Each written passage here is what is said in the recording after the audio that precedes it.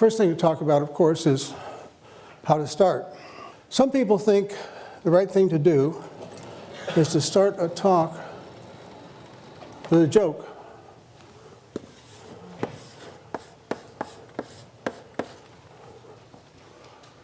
I don't recommend it. And the reason is that in the beginning of a talk, people are still putting their laptops away. They're becoming adjusted to your speaking parameters, to your vocal parameters. And they're not ready for a joke. So it doesn't work very well. They usually fall flat. What you want to do instead is start with an empowerment promise.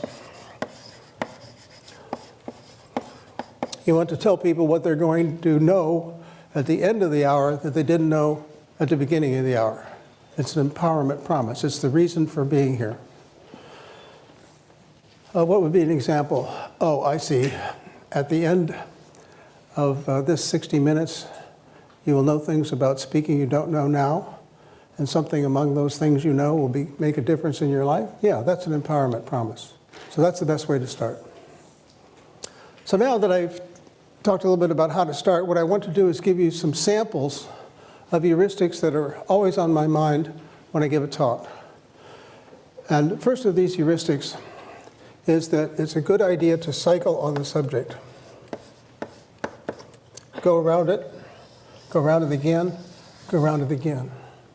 Some people say, tell them what you want to tell them again, and then tell them a third time, as if people weren't intelligent. But the point is, the reason is, well, there are many reasons, one of which is at any given moment, about 20% of you will be fogged out no matter what the lecture is. So if you want to ensure that the probability that everybody gets it is high, you need to say it 3 times. So cycling is one of the things that I always think about when I give a talk. Another thing I think about is, in explaining my idea, I want to build a fence around it.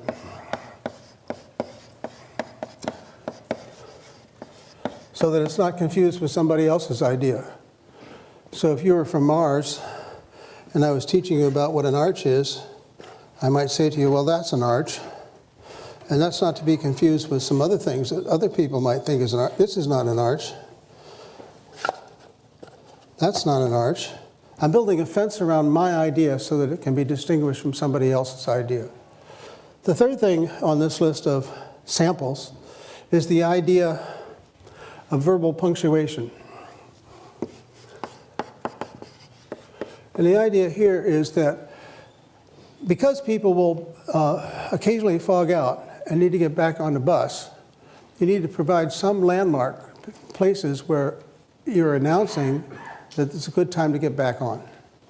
Can you guess what fourth idea might be here? An idea that helps people get back on the bus? Yes? Asking questions. Ask a question, yes. Thank you. So ask a question.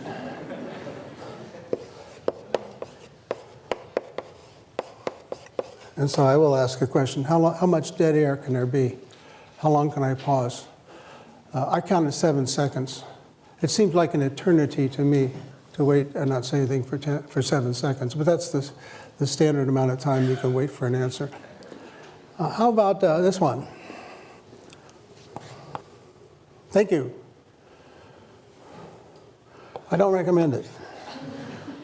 It's a weak move.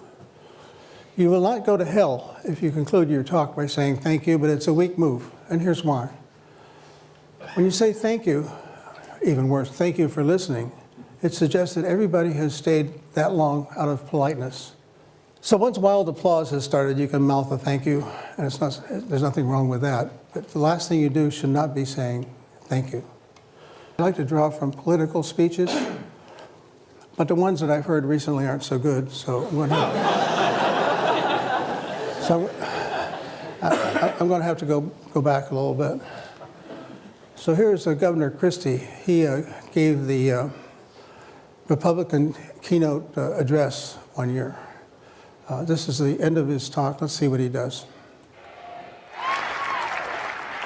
And together, everybody, together, We will stand up once again for American greatness for our children and grandchildren. God bless you and God bless America.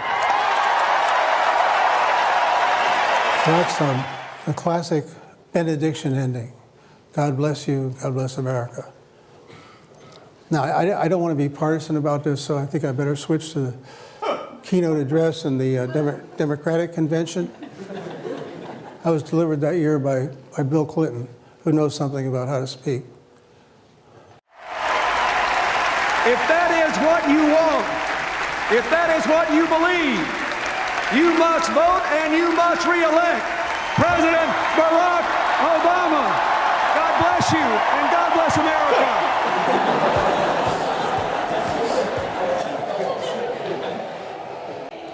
Yeah, I think that's pretty good. Now, what are we going to take away from this? Well, I suppose I could conclude this talk by saying, God bless you and God bless the Massachusetts Institute of Technology, but it might not work so well. But what you can get out of this is you don't have to say thank you.